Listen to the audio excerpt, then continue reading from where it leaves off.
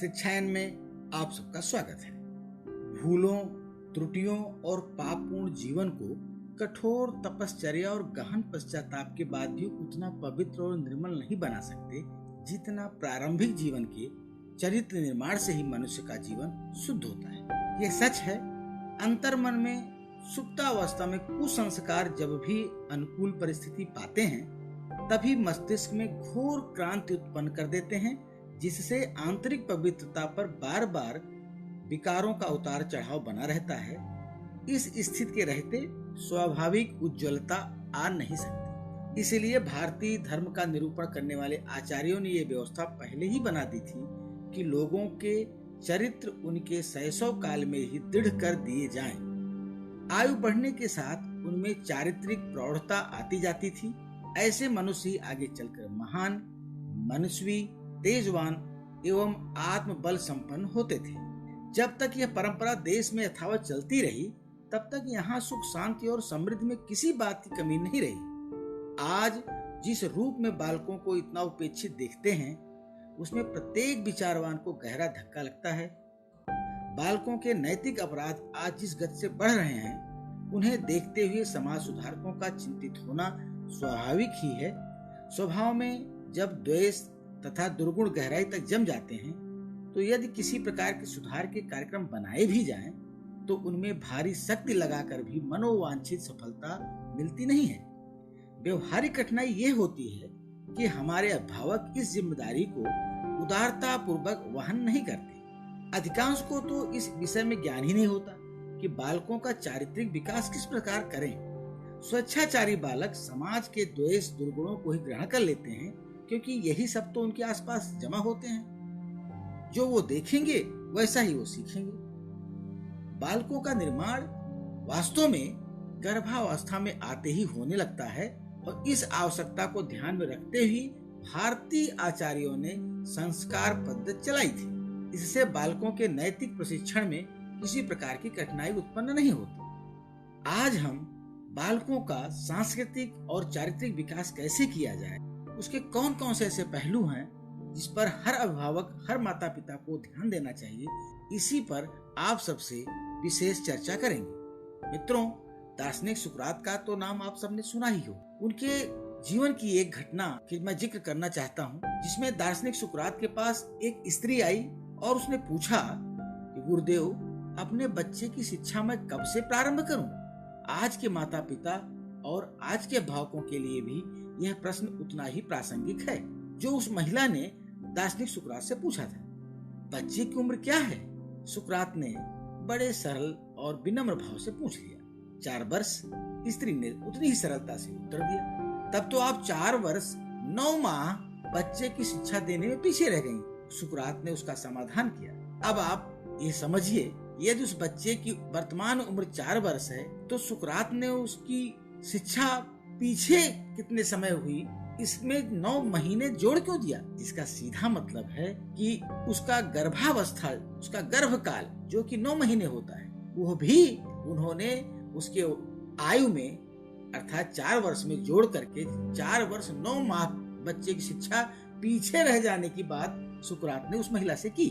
मित्रों, माता के आहार विहार आदि से बच्चे के संस्कार बनने प्रारंभ हो जाते हैं। इसीलिए सुकरात ने 9 महीने उसके गर्भकाल के समय को भी जोड़ दिया था। यह कहना अतियुक्त नहीं होगा कि गर्भावस्था से ही बच्चों की शिक्षा प्रारंभ कर देनी चाहिए। हमारे यहाँ यह पद्धति क्रमिक और वैज्ञानिक थी। हमारे यहाँ कहने का आशय भारतीय संस्कृति से। भारतीय संस्कृति में गर्भावस्था से ही बच्चे की शिक्षा प्रारंभ करने की क्रमिक और वैज्ञानिक व्यवस्था थी। यही कारण था कि घर घर ध्रुव, प्रहलाद, भरत, अभिमन्यु जैसे प्रतिभाशाली बच्चे जन्म लिया करते थे। बालकों को संस्कारवान बनाने का अभ्यास उनके गर्भकाल से ही, उनके गर्भ में आने से ही प्रारंभ करना चाहिए। माता पिता की मनोदशा का बालक की मनोदशा पर विशेष प्रभाव पड़ता है।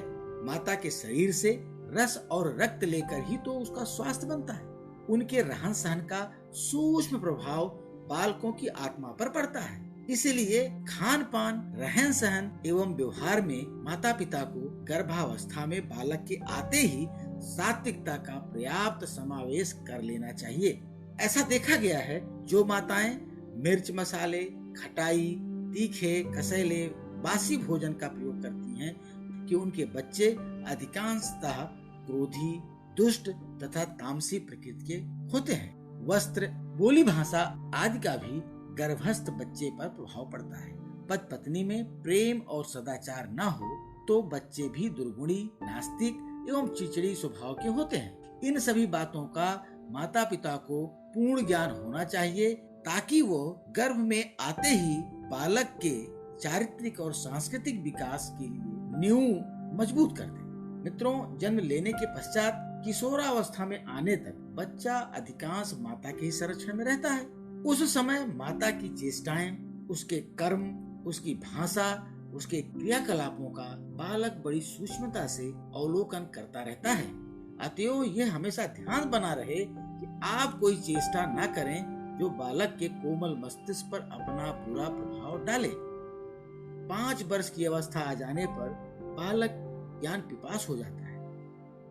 अभी तक वह जिन वस्तुओं को मात्र खेल और तोड़फोड़ का साधन समझता था, अब उनके प्रति उनकी जिज्ञासा बढ़ने लगती है। माता पिता को चाहिए कि कलात्मक वस्तुओं से अपने निवास को सजाएं, बालकों में उनकी रुचि पैदा करें, महापुरुषों की जीवनियां सरल व सुबोध ढंग से सुनाएं। करुण, शांत और मनोरंजक लोरियों में बालकों का मन बहलाव भी होता है और उनके मनोजगत में सात्विक संस्कारों का आविर्भाव भी होने लगता है। इस अवस्था में चाहे तो बालक के मस्तिष्क किसी भी दिशा में लगा सकते हैं। यह आप पर निर्भर करता है कि आप उस बच्चे का मस्तिष्क किस दिशा में ले जाते हैं। मित्रों, यह सर्वविदित है कि आज की वर्तमान शिक्षा का उद्देश्य धन कमाने तक ही सीमित रह गया है। अतएव यह तो संभव नहीं कि गुरुकुल प्रथा का अचानक से प्रचलन शुरू हो जाए और हम भारत में गुरुकुल व्यवस्था स्थापित कर दें। पर इतना तो प्रत्येक अभिभावक कर ही सकते हैं कि बालकों को अपने घर में ही गुरुकुल जैसा माहौल बना सकते हैं। बालकों को पूर्ण ब्रह्मचर्य और संयम के साथ रहकर उन्हें शिक्षित तथा विचारवान बना सकते हैं।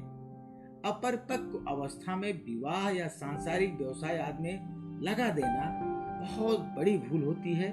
अनुभवहीनता के कारण ऐसे बालकों का जीवन प्रायः असफल ही रहता है और उन्हें जीवन भर तरह तरह के दुख, कष्ट और क्लेश भुगतने पड़ते हैं। गृहस्थ की दुर्दशा का एक जबरदस्त कारण यह भी है कि गृहस्थी की बागडोर जैसे मजबूत हाथों में पड़नी चाहिए थी, हाथ वैसे मजबूत नहीं हो पाते। अंध परंपराओं के रूप में चल रही आज की गृहस्थियों में किस प्रकार के द्वंद्व छाए हैं, ये किसी से छिपा नहीं है। शिक्षा मनुष्य के जीवन को सत्यवादी और कर्मशील बनाती है। यह शिक्षा यदि धार्मिकता से अनुप्राणित रहे तो गृहस्थ जीवन में वह आनंद आता है कि मनुष्य की बार बार पृथ्वी पर आकर जन्म लेने की इच्छा होती है। सामाजिक प्रगति और राष्ट्रीय उत्थान के लिए भी यह आवश्यक बात है कि यहाँ का प्रत्येक नागरिक शिक्षित तथा धर्म दीक्षित हो। शिक्षित ही होना पर्याप्त नहीं है, उसे धर्म दीक्षित भी होना चाहिए, क्योंकि शिक्षा मनुष्य का बौद्धिक विकास करती है और आध्यात्मिकता लौकिक तथा पारलौकिक सुखों का आधार बनाती है। इस प्रकार मनुष्य का यह लोक और परलोक दोनों से उधरते हैं। जीवन के समग्र विकास का इससे अच्छा उपाय और कुछ हो ही नहीं सकता। मित्रों, आज की सबसे बड़ी आवश्यकता यह है कि हमारे बालकों का चारित्रिक विकास हो, बालकों का नैतिक उत्थान हो और वह परिस्थितियां स्वतः ही पैदा कर लेंगे जिससे राष्ट्र का विकास होगा, उनका विकास होगा, समाज का विकास होगा और जिनमें हमारे समाज का गौरव फिर से अपने पूर्ववत रूप में झिलमिलाने लगेगा। देश फिर से विश्व गुरु कहलाएगा। इसलिए मैं प्रत्येक माता पिता से ये अपेक्षा करता हूँ, अपील करता हूँ कि गर्भ में आते ही संतान के चारित्रिक विकास के लिए, सांस्कृतिक विकास के लिए, सुसंस्कार के लिए, बीजारोपण करने के लिए वो सारी परिस्थितियां बनाएं जिससे कि आने वाले समय में उनकी संतति राष्ट्र का नेतृत्व करे, समाज का मार्गदर्शन करे और एक बहुत ही योग्य संतान और नागरिक बनकर राष्ट्र के काम आए। मित्रों, शिक्षा इनकी आज के अंक में बस इतना ही। आगामी अंक के साथ हम फिर हाजिर होंगे। तब तक के लिए डॉक्टर गिरीश त्रिपाठी को अनुमति दीजिए। नमस्कार।